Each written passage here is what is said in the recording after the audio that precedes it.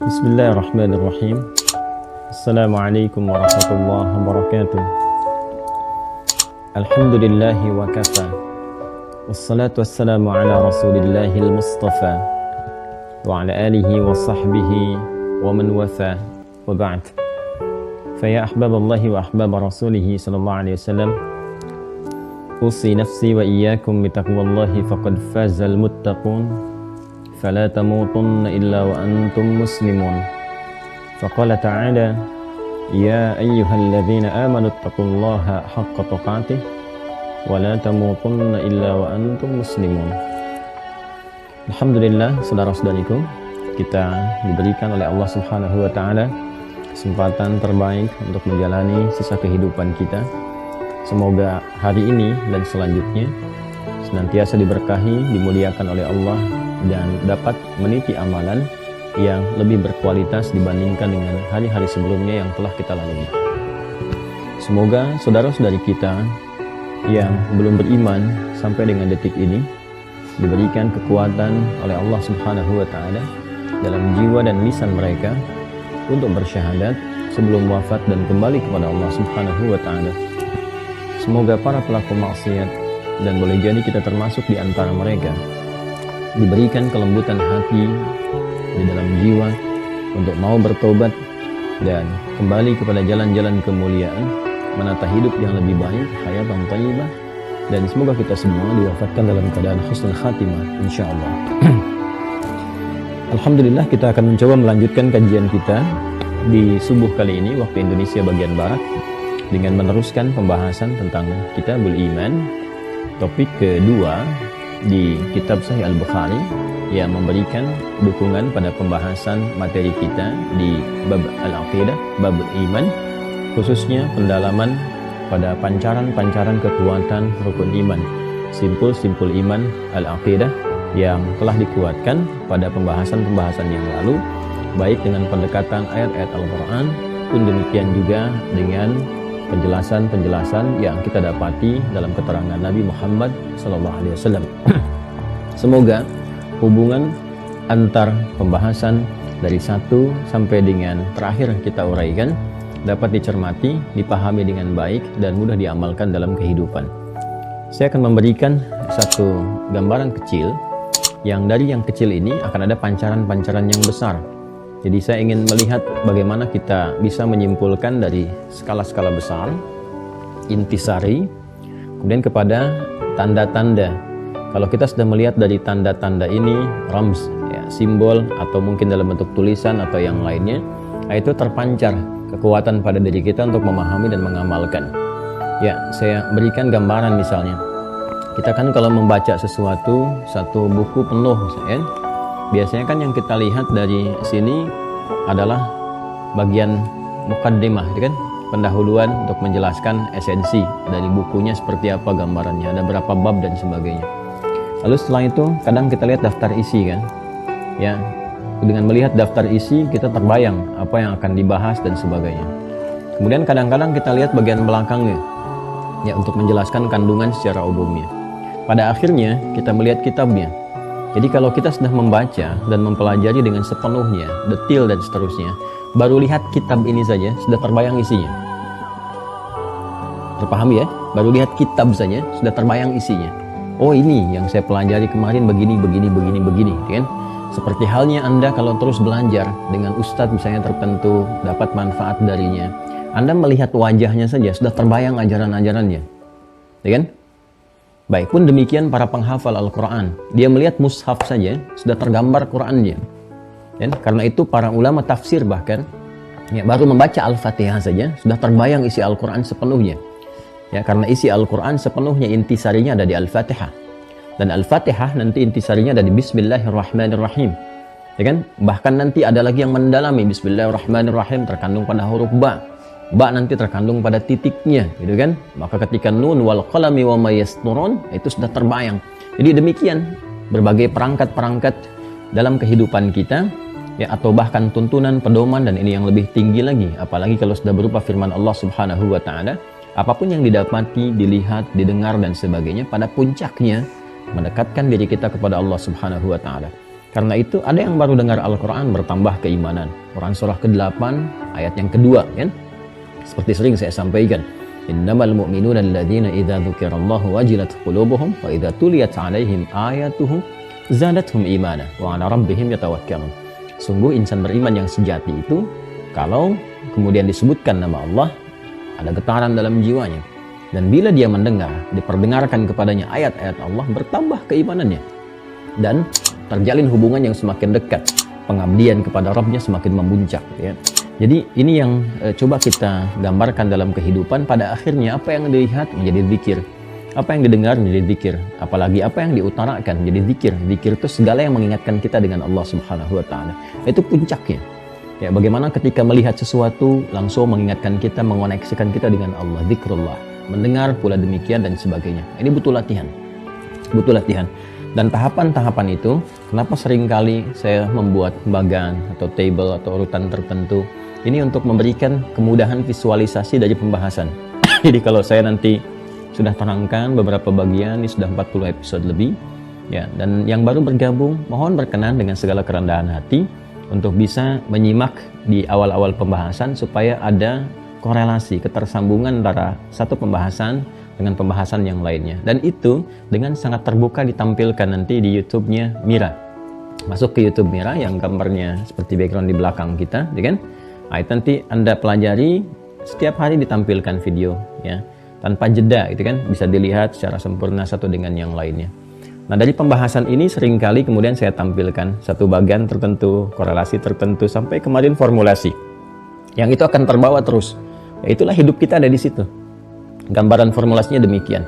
Nah, sekarang formulasi itu akan saya sederhanakan kembali sehingga kita memahami. Kalau baca Al-Quran atau mendapatkan, mendengar, gitu kan, atau melihat tulisan, kaligrafi dan sebagainya terkait ini, kita bisa memahami ke dalam diri kita bahwa ini yang harus kita lakukan. Nah, saya akan sederhanakan lagi formulasi yang kemarin telah kita tampilkan, ya. Dan ini sudah dihapus, ya. Jadi mohon berkenan teman-teman kalau ingin melihat kembali, setidaknya di 2 atau 3 pertemuan ke belakang yang belum banyak coretannya, gitu kan, nanti bisa teman-teman hadirkan. Nah, jadi kehidupan kita itu teman-teman sekalian termasuk misi, visinya. Nah, kalau kita gambarkan di sini ada iman, kan, dalam jiwa takwa. Ya, kalau ingin memahami lebih dalam, lihat pada formulasi yang sebelumnya, ya. Baik, nanti kita uraikan sedikit. Sini kemudian ada ujian, ibtila atau bala. Nah, kan? Bentuknya perintah, larangan. Bentuknya perintah, amar ma'ruf. Kan? Kemudian larangan, nahi mungkar. Ya, bisa bentuknya fahsya atau mungkar. Biasanya kalau sudah disebutkan mungkar, karena ini aspek yang awalnya sudah termasuk di dalamnya fahsya. Kalau ingin disebutkan fahsya, kan, maka ini secara spesifik menunjuk pada hal tertentu, ya. Tadi kan baik-baik, ini konsepsinya. Jadi ini ada ujian, buku perintah atau larangan. Kemudian dari sini bisa dilihat pembuktiannya lewat amal, perbuatan. Ya. Di sini ada amal.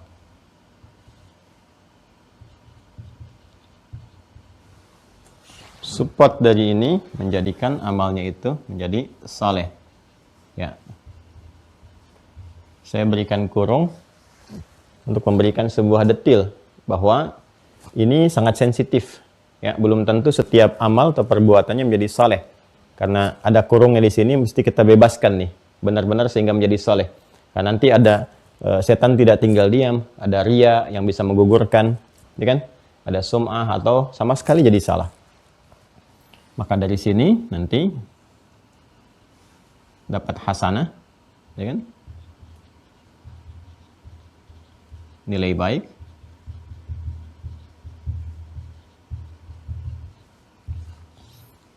Penilaian baik yang diberikan oleh Allah Subhanahu wa taala.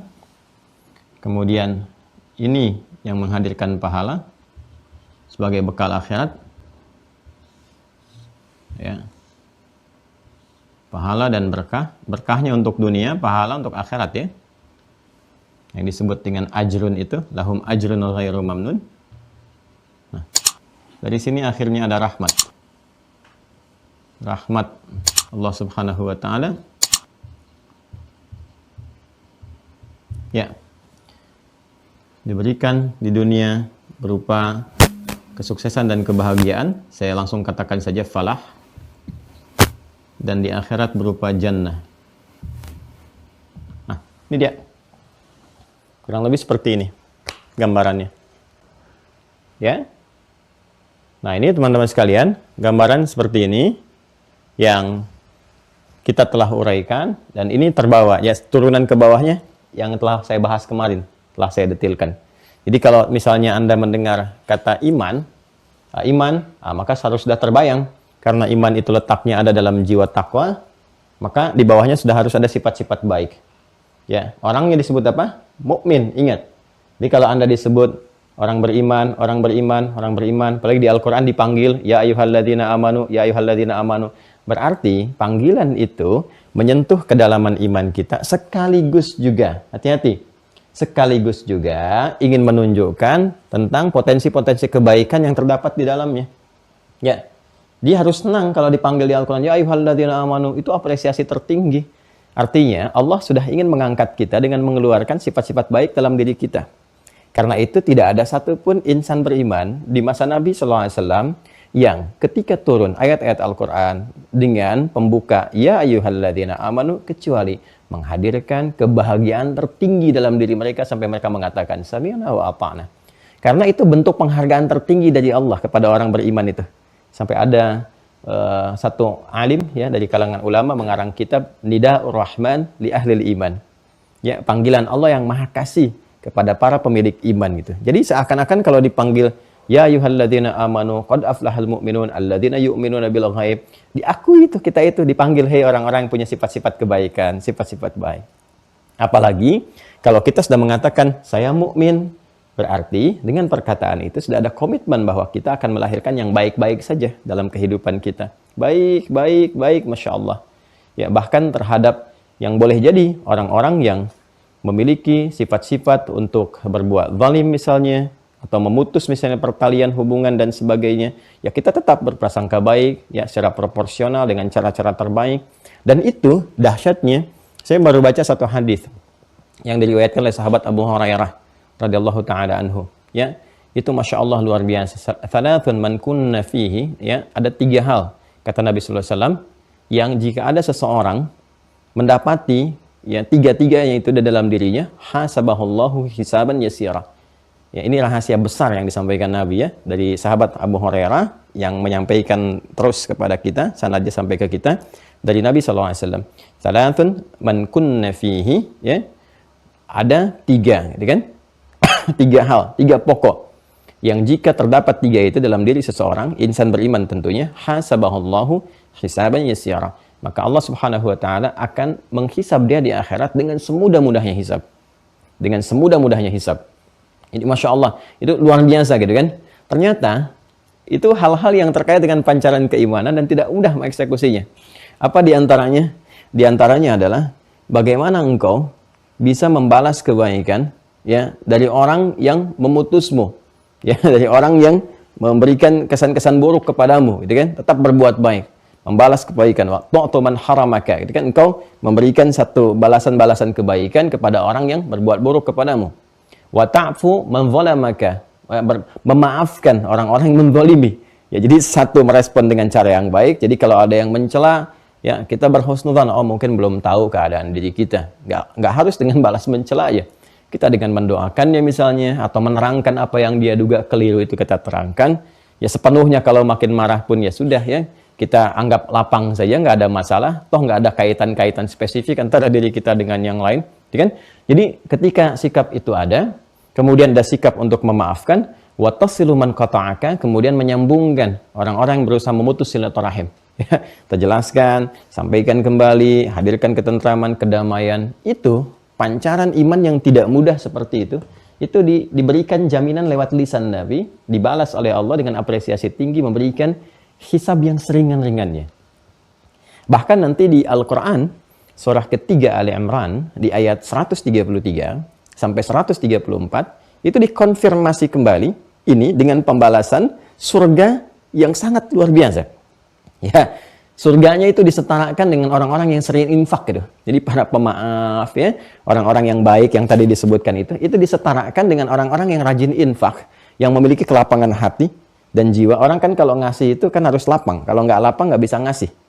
Ya itu disamakan dengan orang-orang rajin infak, yang surganya itu ditempatkan di tempat yang seluas langit dan bumi.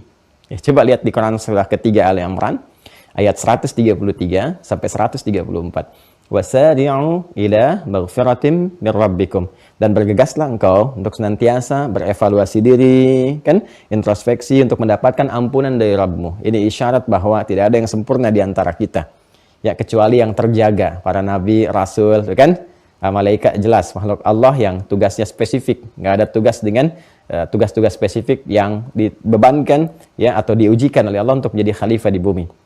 Perhatikan kalimatnya. Selalu evaluasi diri, selalu jadi lebih baik. Ini ayat Quran loh, motivasi. Kamu harus selalu jadi lebih baik dari sebelumnya, lebih baik dari sebelumnya, lebih baik dari sebelumnya, apapun, dalam kondisi apapun.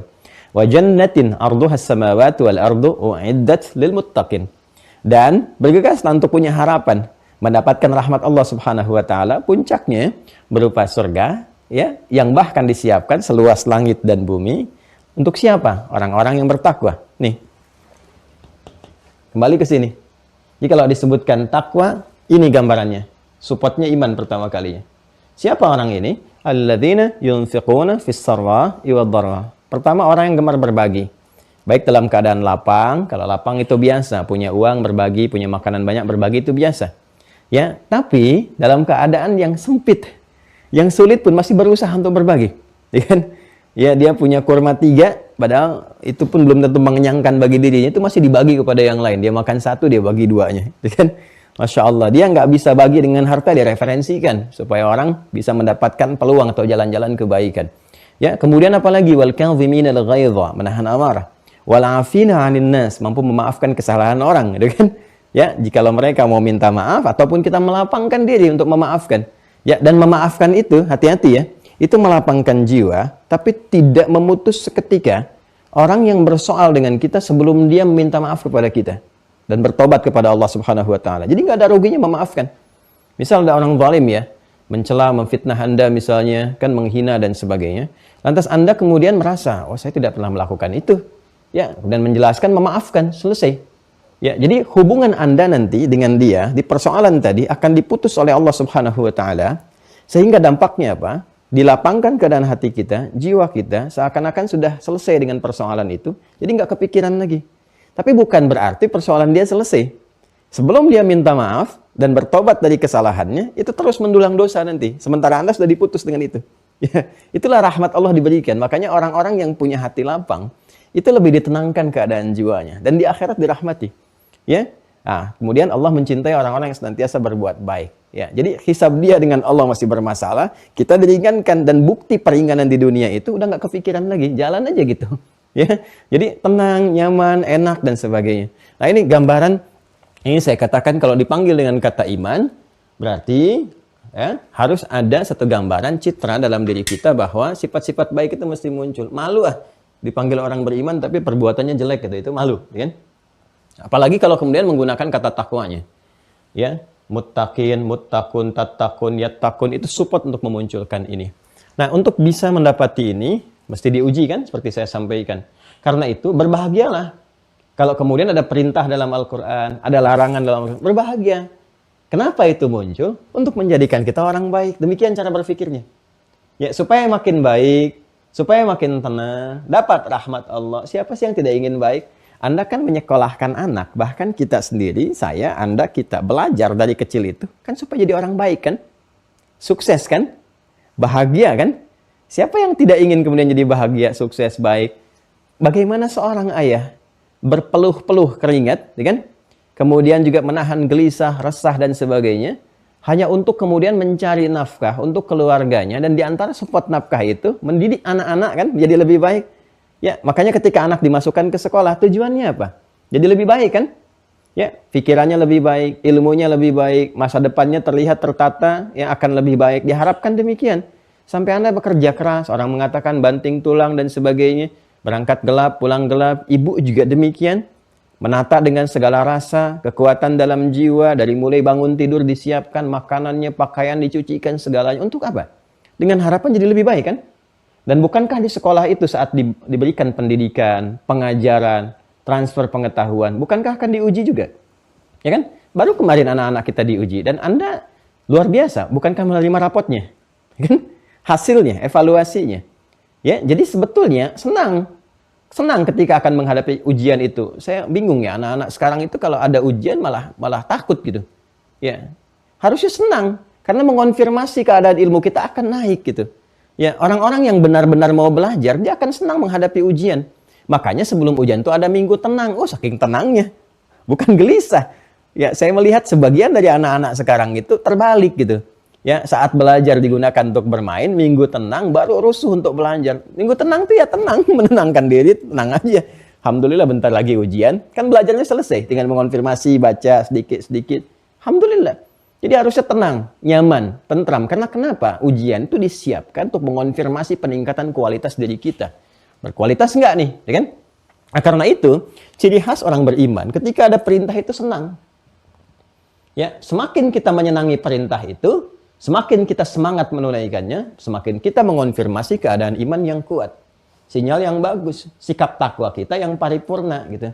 Makanya dulu para sahabat Nabi ketika turun ayat dengan panggilan ya ayyuhalladzina amanu, itu semuanya gembira dan langsung mengatakan sebelum perintahnya turun, sami'na wa ata'na. Ya ayyuhalladzina amanu kutiba alaikumusiyamnya belum disampaikan, itu udah gembira semua. Karena itu mereka merasakan bagaimana kekuatan pemahaman mereka terhadap kata ini dengan penjelasan-penjelasan yang telah disampaikan oleh Nabi Muhammad SAW, yang kalau kita kumpulkan, saya kan sudah mensupport Anda, memotivasi untuk menggali ayat-ayat Makkiyah kan? Ya kan? Pendidikan di Mekah itu kan secara terbuka 10 tahun. Ya kan? 3 tahunnya pembekalan Nabi, seperti saya pernah jelaskan, 10 tahunnya terbuka disampaikan. Ayat-ayat penguatan tentang 6 pokok, simpul-simpul iman dan sebagainya. Setelah matang, ya kan? Maka ketika hijrah ke Madinah, untuk miniasi penerapan, ya, penerapan apa? Syariat-syariat Islam, ada contoh, ada praktek, ya, miniatur kebaikan sehingga terpancar di situ suasana yang bagus, yang baik, ya, penuh dengan cahaya. Dalam bahasa Arab itu munawwar. Kalau ada orang Arab mengatakan wallahi anta munawwar, itu masya Allah, ya, itu kekaguman yang baik, kan? Anda ucapkan alhamdulillah. Ya, jadi artinya memancarkan cahaya kebaikan, bagus dan sebagainya. Munawwarin, semoga Allah berikan pancaran kebaikan ya. Nah, kemudian berubah jadi suasana kota Madinah. Karena Madinah sifatnya harus pakai ta, Al-Madinah, Al-Munawwarah. Maka ketika ke Al-Madinah, Al-Munawwarah, itu panggilannya berubah dari ya ayyuhan nasu di fase ini menjadi ya ayyuhalladzina amanu. Di Makkah ya ayyuhan nasu. Ya, ketika hijrah ke Al-Madinah, umumnya panggilan menggunakan ya ayyuhalladzina amanu. Itu ketika kuat pembekalan akidahnya. Kuat ini 6 simpul itu. Maka ketika dipanggil ya ayyuhalladzina amanu, yang ada itu kebahagiaan.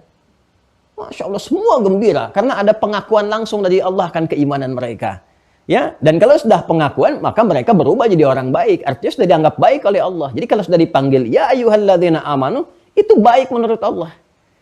Ya, kalau manusia kan relatif. Anda disebut baik di Indonesia, ya karakter kita belum tentu dikenal di negara tetangga. Siapa yang mengenal Anda di Malaysia, di Brunei, saya kan, di Thailand atau sebaliknya, ya, yang terhubung dengan kita karena ada siswa-siswa Mahasanti juga ini yang sudah terdaftar di luar negeri dari Malaysia, dari Jepang, saya lihat dari Arab Saudi, ya, dari UAE juga ada, saya lihat beberapa, ya, dari Australia juga, atau beberapa yang terhubung di YouTube banyak. Di tempat Anda menetap, boleh jadi Anda dikenal, tapi di tempat lain boleh jadi beda penilaian terhadap Anda.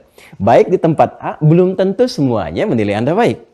Tapi kalau sudah Allah yang menetapkan Anda baik, maka siapa yang bisa mengurangi kebaikan itu? Karena itu orang-orang yang selalu concern-nya, fokusnya adalah mendapatkan penilaian terbaik dari Allah, maka sudah ya merasakan tenang, kenyamanan dalam kehidupannya. Jadi dia nggak terlalu repot untuk mendapatkan ya pujian-pujian atau penilaian dari manusia. Karena capek, ya, teman-teman, Bapak, Ibu sekalian, capek. Kalau ingin selalu memuaskan manusia itu, karena banyak satu disebut begini, yang lain mungkin tidak suka, karena seleranya bermacam-macam. Tapi ketika kita mencoba untuk mengabdikan diri kita kepada Allah, sehingga mendapatkan penilaian yang terbaik, maka Allah yang akan memfirmankan kepada penduduk langit dan bumi, dia orang baik. Even kebaikan itu oleh manusia diakui setelah dia wafat. Tapi sepakat semua dia orang baik. Ya karena itu, sikap yang muncul, karakter kinerja yang muncul, ketika dikuatkan 6 simpul itu, dan dipanggil, ya ayyuhalladzina amanu, pengakuan terhadap kebaikannya, kemuliaannya, sampai tiba kemudian karena sikap ini, dan seterusnya, turun ayat yang Ali Imran ayat 110 itu, mengonfirmasi ininya, sifat-sifat baiknya. Masih ingat yang sifat-sifat baik itu? Ya, yang disebut dengan khair, jamannya khairat. Ya, ketika mereka kompak tuh, sami'na wa ata'na, sami'na wa ata'na. Itu baru kalimatnya dibuka, ya ayyuhalladzina amanu, kumpul. Ada ayat apa nih? Alhamdulillah, alhamdulillah, tetapkan mau jadi baik lagi. Mau jadi baik lagi nih, mau jadi baik lagi ya. Kutiba alaikumus shiyam kama kutiba alal ladzina min qablikum la'allakum tattaqun. Sami'na wa ata'na. Ghufranaka rabbana wa ilaikal masir, gitu kan? Itu kan mengatakan sami'na wa ata'na, sami'na wa ata'na.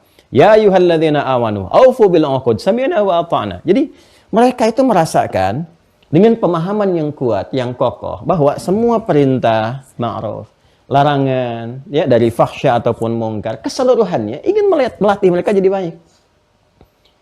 Jadi kalau kita memandang semua perintah Allah itu dengan persepsi seperti ini, maka semua ini akan ditunaikan dengan perasaan menyenangkan, ya, senang dan tenang gitu. Kalau kita melihat ketika diperintahkan, hayya 'alas shalah, ayo salat, wa aqimus shalah, tunaikan oleh kalian salat. Kalau persepsi cara memahami kita dengan melihat perintah itu, contoh sholat misalnya, kita turunkan ke sini. Ya, sholat. Tidaklah diperintahkan sholat itu kecuali untuk mensupport sifat-sifat baik kita supaya muncul ke permukaan. Secara singkatnya, supaya jadi baik. Ya kan? Jadi kalau kita melihat bahwa sholat itu mengantarkan kita pada kebahagiaan, kemuliaan, kesuksesan, kebaikan, kita akan teruskan. Cara memandang seperti ini tidak akan menjadikan perintah sebagai beban. Karena tidak pernah Allah perintahkan kecuali ada kemaslahatan untuk yang diperintahkan. Gitu. Jadi kalau kita dapati perintah sholat, itu malah kita menyenang, alhamdulillah nih, mau dibaikin lagi nih, mau terus dinaikin sifat baiknya oleh Allah. Dan nanti akhirnya akan dapat apa, kita akan tahu. Jadi kalau kita mendengar hayya 'alas shalah, dan masya Allah, alhamdulillah, ada perintah lagi, pasti ada kebaikan nih, baik. Ya, dan seterusnya. Jadi ketika ada zakat, nggak akan ada beban. Zakat dia akan menjadikan saya lebih baik lagi. Bahkan nanti kalau kita baca ayatnya sebagai motivasi itu, wah, bertambah lagi semangatnya. Ya, sehingga ada ulama yang mengatakan 2,5% itu batas paling minimal, standar. Maka kalau sudah terkumpul sifat kebaikannya, dia bisa keluarkan 5%, bisa 10%, bisa 15% dan sebagainya. Karena tahu manfaat dari semua itu. Ya, ini gambarannya teman-teman sekalian. Pun demikian ketika dilarang. Ya, jangan lakukan ini, nanti kamu bisa celaka. Bahkan kadang-kadang diteruskan ayatnya. Ya, maksudnya diberikan penjelasan untuk menguatkan. Wailul lil mukadzibin, celaka kalau berdusta. Jangan jadi pendusta, bisa celaka. Ya kan? Wailul lil mutaffifin, celaka orang curang. Jangan curang, nanti kamu celaka. Ya kan? Nah, Anda boleh tuliskan di meja kerja Anda, jangan curang, nanti celaka. Ya, itu bahasa Qur'annya wailul lil mutaffifin. Ya, Anda boleh bikin status ya. Jangan berdusta, nanti celaka. Singkat saja. Itu bahasa Qur'annya, tulis bawahnya wailul lil mukadzibin. Gitu. Itu satu status, satu hari aja untuk mengingatkan kita, teman-teman sekalian. Keluarkan larangan, ya kan? Kemudian keluarkan perintah-perintah. Pada akhirnya, kalau ini semua kita eksekusi, akan menampilkan sifat-sifat baik. Yang sifat-sifat baik ini, kalau kita eksekusi dalam bentuk perbuatan, merubah diri kita menjadi baik yang disukai oleh Allah. Kebaikan yang disukai oleh Allah mengumpulkan 4 aspek yang telah saya jelaskan dulu. Thayyib, khair, ma'ruf, ihsan. Itu disebut dengan saleh namanya. Ini. Maka ketika ini dieksekusi, kita salat, kita zakat, meninggalkan zina, meninggalkan mabuk, korupsi, dan sebagainya. Maka perbuatannya, amal menjadi saleh. Amal saleh.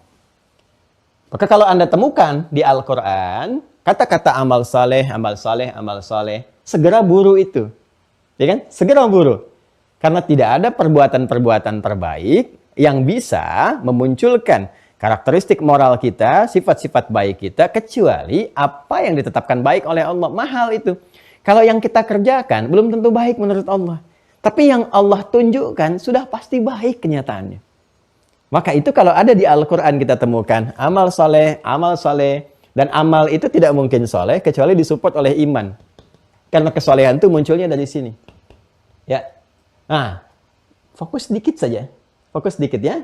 Lihat ini, saya berikan satu rumus cepat nih. Satu rumus cepat kalau sedang ngaji Al-Quran. Perhatikan baik-baik. Karena amal itu bisa menjadi soleh akibat support dari sini, dari iman, dari jiwa takwa. Maka ketika Anda membaca Al-Quran, dengan pemahaman rumus ini rumus cepat ya, Anda bisa memahami dua hal. Baik ya, memahami apa? Dua hal. Satu, perhatikan hubungannya. Ini amal soleh, ini iman. Iman menjadikan amal, kemudian mendapatkan sifat soleh. Baik menurut Allah subhanahu wa ta'ala. Sedangkan amal soleh, itu sudah mengonfirmasi semua perbuatan-perbuatan yang langsung mendapat penilaian baik dari Allah subhanahu wa ta'ala. Kalau sudah dinilai baik, otomatis diri kita pun menjadi baik. Maka, manfaat dari ini, yang pertama, untuk mengetahui detil setiap amal ini menjadi saleh, maka lihat setiap pekerjaan, perbuatan, karena amal ini perbuatan. Lihat setiap perbuatan, pekerjaan, yang disupport oleh iman. Saya ulang ya, yang disupport oleh iman. Jadi kalau Anda baca Al-Quran, ingin mengeluarkan perbuatan-perbuatan yang disebut saleh, tadi kan cara berpikirnya, yang kita kerjakan belum tentu baik. Tapi yang Allah tunjukkan sudah pasti sempurna kebaikannya. Boleh bikin status? Silahkan. Ya. Yang kita kerjakan belum tentu baik. Tapi yang Allah tunjukkan sudah tentu sempurna kebaikannya. Jelas ya? Nah sekarang kita ingin mencari apa saja sih yang baik menurut Allah. Yang bisa kita latih dalam kehidupan. Supaya semua perbuatan kita dari ujung kepala sampai ujung kaki terjaga baik sampai kita wafat. Demikian cara berpikirnya. Ya. Maka rumus cepatnya, cari setiap perbuatan yang disupport oleh kata iman. Dalam bentuk apapun. Ya, jadi kalau Anda menemukan kata iman dalam Al-Quran, setelah kata iman itu ada perbuatan, maka perbuatan itu sudah pasti soleh. Ya, jelas ya? Karena asal perbuatan menjadi soleh, amal menjadi soleh ketika ada support iman. Perhatikan ini jalurnya. Seperti ini. Sini.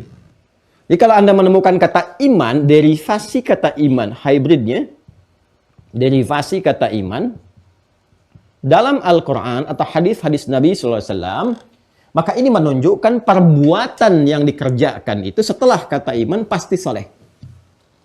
Baik itu sifatnya ritual, ataupun misalnya tentang muamalah sosial. Contoh, kalau Anda buka mushaf mengaji, ya bahkan nggak buka mushaf pun sepanjang ada kata-kata iman lah. Ya, iman tuh kalau derivasinya bisa kata kerja, amana, gitu kan, atau jamaknya amanu. Yang sudah pernah saya sampaikan, yu'minun, mu'minun, aminu. Ya, pokoknya ada kata, ada hurufnya alif, mim, nun. Ya, turunan kata itu. Mau amanu, yu'minun, amana. Pokoknya ada alif, mim, nun saja. Ya, ya itu cara cepat, cara singkatnya, cara cepatnya. Atau nanti yu'minun seperti ini, jadi mudhari. Atau mu'minun.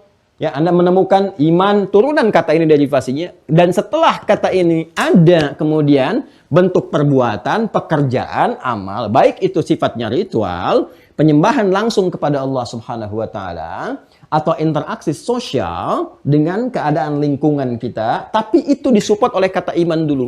Maka itu langsung otomatis perbuatannya menjadi soleh. Keluarkan, bikin kurikulum dari situ untuk hidup kita. Itu aja jaga sampai meninggal.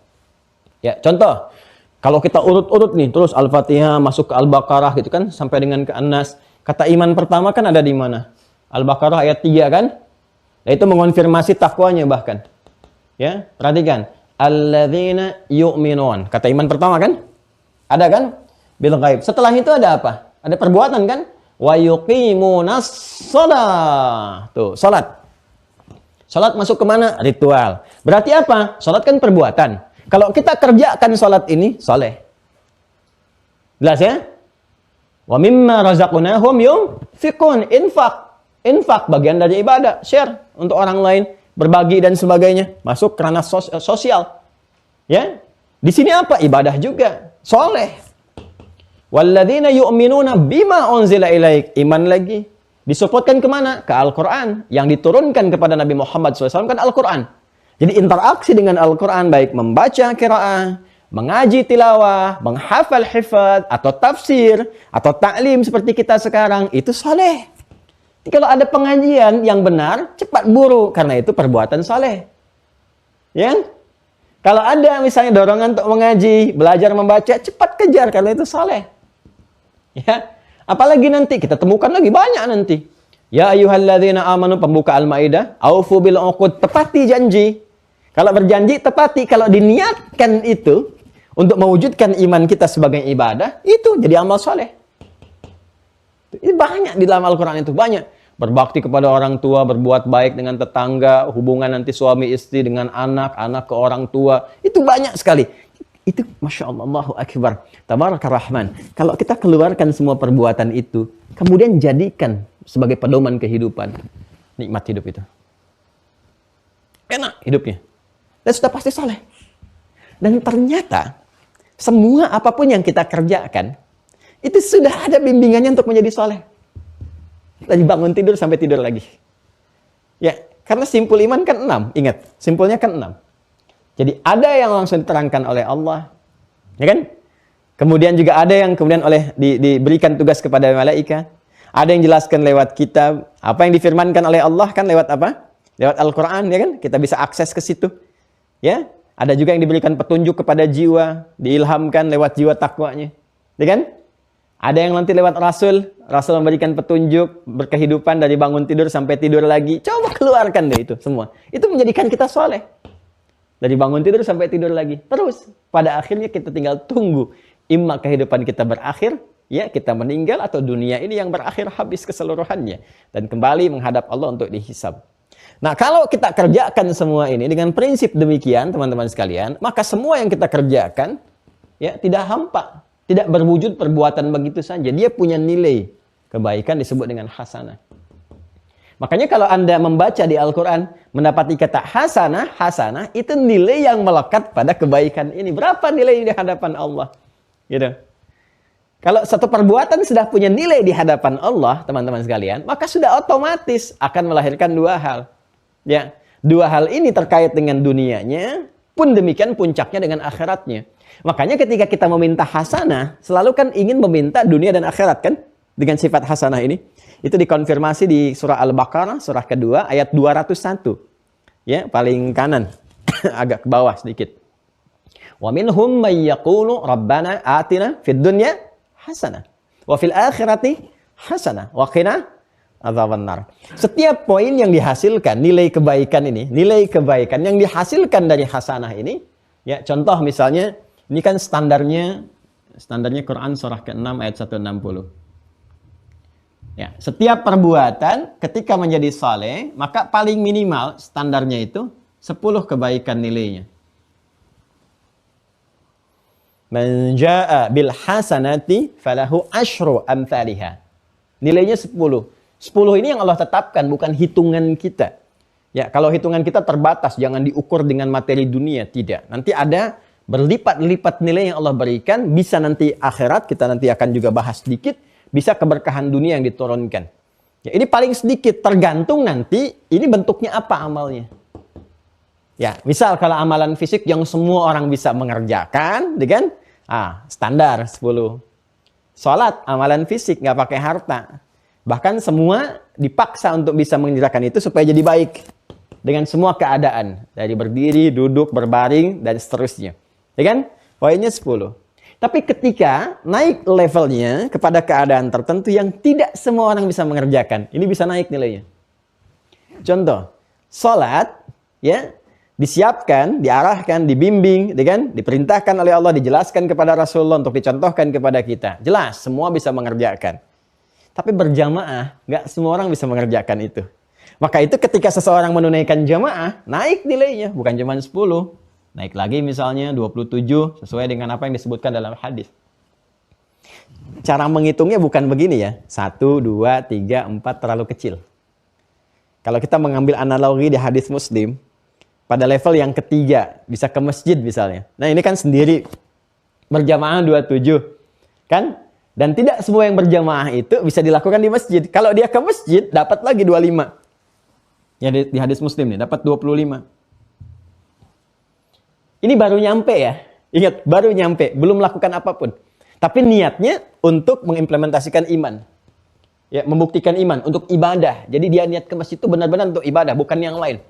Ya, karena boleh jadi ditemukan ke masjidnya untuk dunia, ibadahnya cuma numpang. Ya, nyambi. Gimana ketemuan? Ntar deh saya bayar pulsanya di masjid aja sambil sholat zuhur. Sambil sholat zuhur. Jadi ke masjidnya nyambi untuk mengerjakan yang lain. Kita diskusi di masjid aja sambil sholat isya nanti. Habis isya baru. Loh, sambil. Nah, dia memang murni tidak mengerjakan yang lain kecuali ibadah saja. Saya pengen ibadah aja gitu kan. Jadi begitu dia merangkat dengan niat sholat, dengan niat i'tikaf. I'tikaf itu jangan tunggu Ramadan saja, tidak. Ya, ketika Anda masuk masjid, Anda baca doa Allah maftah li wa rahmatik, langkahkan kaki kanan sekaligus meniatkan i'tikaf. Kata Imam An-Nawawi dalam kitabnya At-Tibyan, niatkan i'tikaf karena i'tikaf kan duduk sejenak. Ya, dalam keadaan ibadah untuk menunggu ibadah yang selanjutnya. Jadi begitu salat sunat tahiyatul masjid, nunggu sholat kemudian dilakukan, itu duduk Anda tuh punya nilai ibadah. Nah, Anda kalau baru datang ke masjid, belum ngapa-ngapain, baru masuk datang, dapat 25. Itu di hadis Muslim disebutkan jarak 1, keduanya 500 tahun. 2, ketiganya 500 tahun. 3, keempatnya 500 tahun. Jadi ngitungnya tuh jangan 1, 2 terlalu kecil.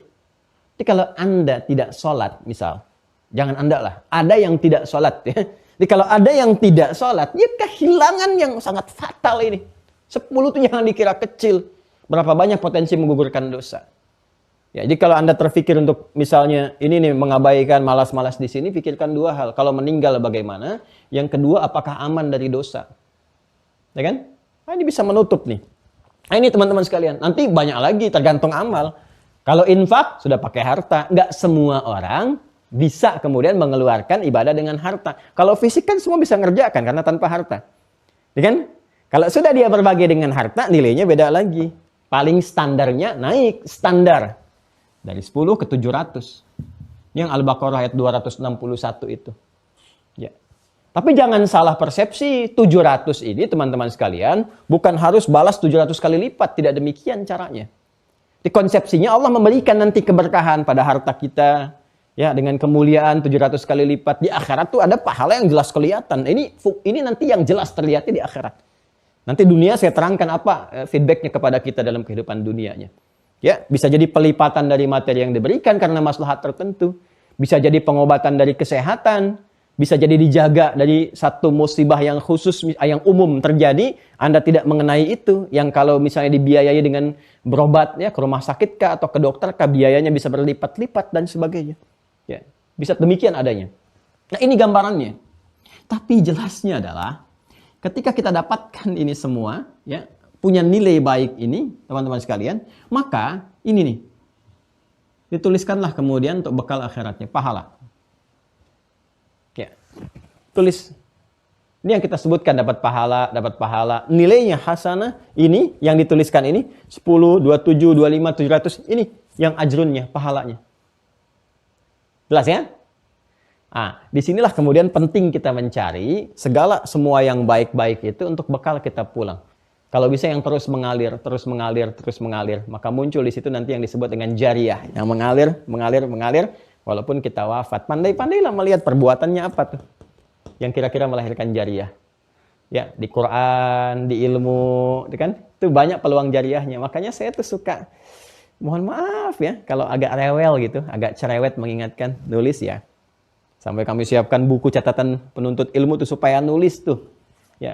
Ya, karena salah satu hikmah yang guru kami itu selalu maksa untuk ngetes catatan, ngeliat bahkan mana catatannya supaya ada jariahnya. Tuliskan, ada pembuktian kita belajar, pahala lagi tuh. Nyimak, nulis, nyimak ya dapat pahala, nulis pahala lagi. Ketika Anda rapikan, teruskan kepada anak, cucu dan sebagainya. Ya, atau Anda berikan dulu kepada ustadznya untuk mengecek benar nggak nih yang sudah dituliskan dan sebagainya. Ya, konfirmasi. Kalau susah lihat di videonya, satu-satu luruskan. Itu ketika diwariskan, dapat sesuatu kebaikan lagi. Anda meninggal masih ada catatan, ilmu masih ada, dapat jariah. Ya, Quran itu paling banyak. Nah, nanti setelah ini dapat, nanti dunianya, nah ini kan pahala dituliskan, keberkahan untuk dunia, maka rahmat Allah diberikan. Hasilnya tuh ini rahmat. Ini, hasilnya rahmat.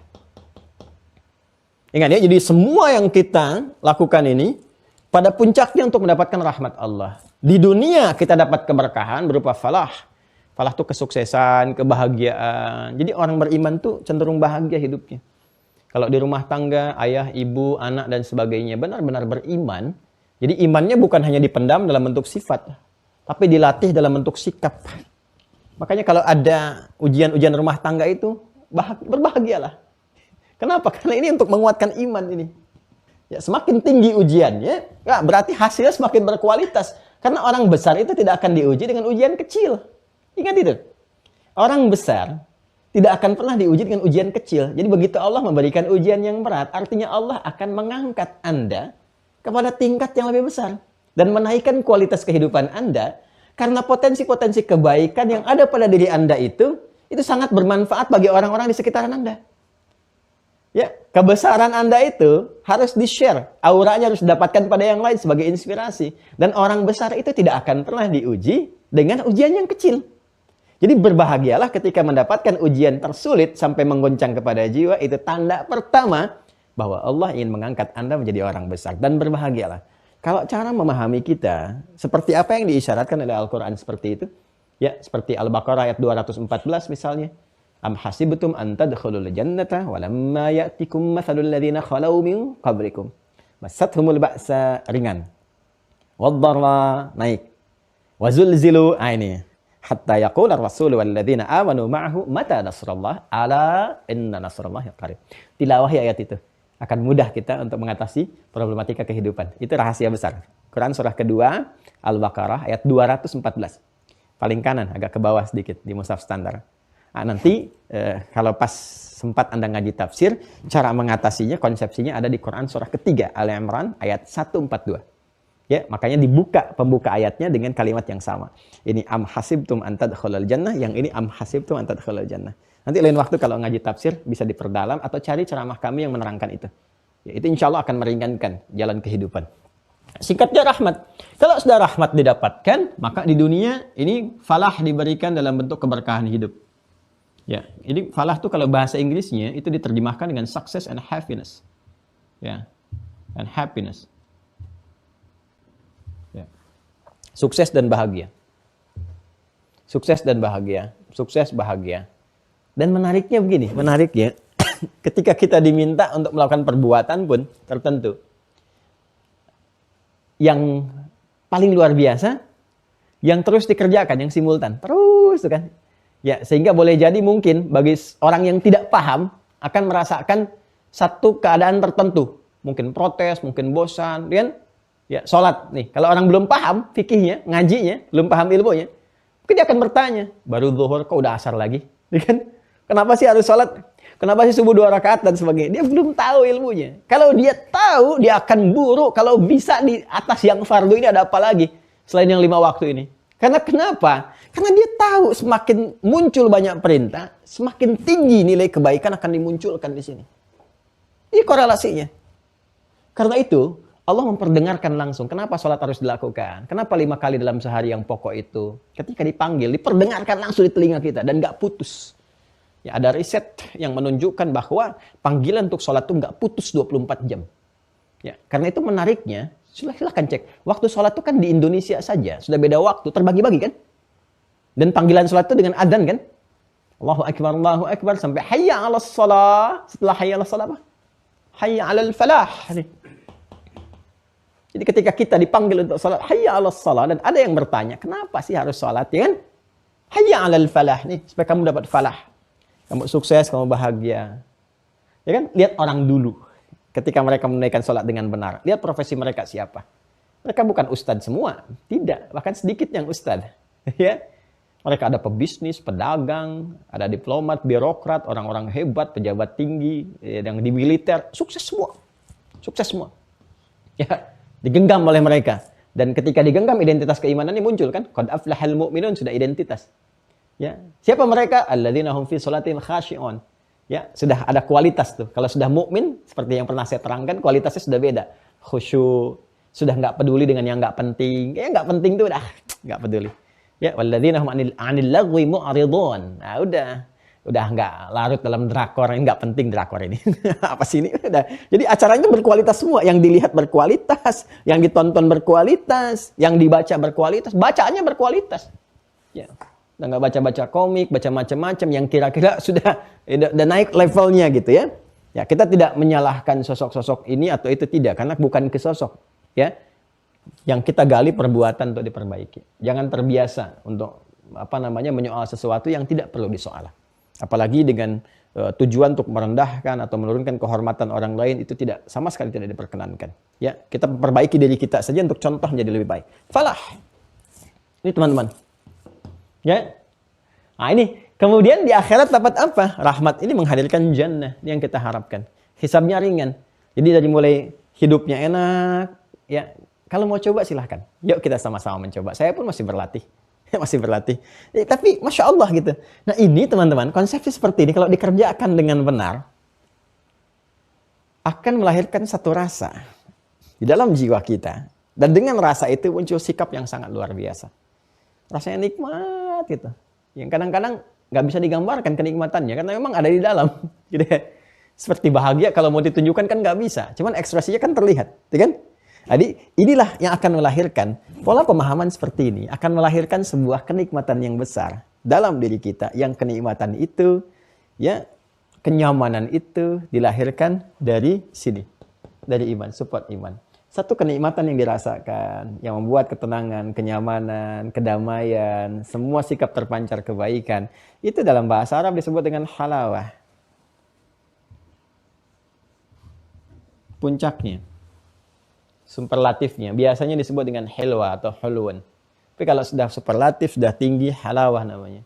Karena supportnya dari iman, ya, dalam bingkai takwa, maka ini bukan halawah biasa, tapi halawatul iman. Berbagai kenikmatan yang dihasilkan dari pancaran iman. Ya, ada keberkahan dunianya, sikap hidup yang baik, dan rahmat akhirat yang tertingginya. Sekarang pertanyaannya, apa sih tanda-tanda orang yang sudah mendapatkan halawatul iman ini?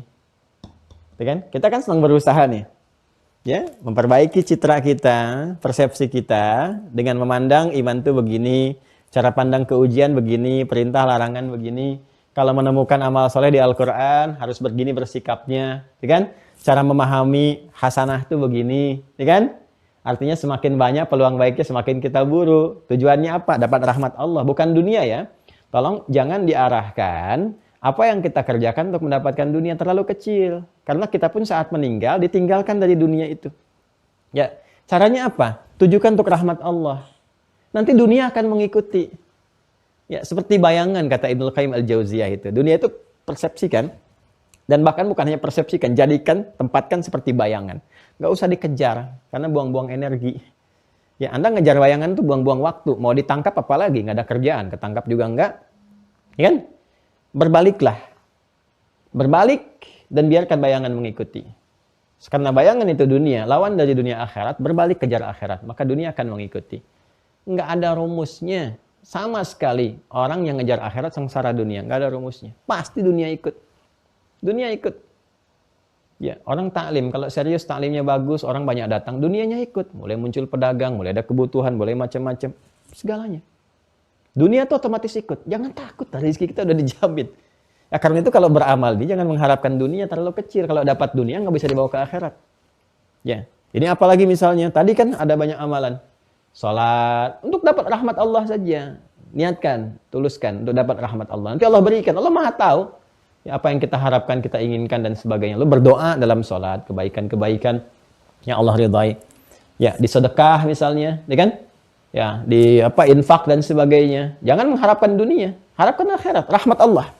Rahmat. Kalau rahmat itu diharapkan, nanti Allah berikan segala kebutuhan-kebutuhan, pemenuhan dan sebagainya. Terserah Allah mau berikan 10 kali lipat, ya, 50 kali lipat atau dan sebagainya, terserah. Ya, yang penting kita berniat itu untuk apa? Mendapatkan rahmat Allah Subhanahu wa taala. Rahmat sudah datang, berkah turun. Pahala kemudian diakumulasikan. Nah, ini teman-teman sekalian, kalau sudah ada nanti nikmat, nggak ada keluh kesah. Nggak ada rasa kecewa. Ya, karena apa? Arahannya rahmat. Jadi kalau ibadah sudah begini, nggak ada kecewanya. Ya, Anda mau ikut ta'lim sekarang ini, mau lihat ustadznya, apa mau dengar ta'limnya?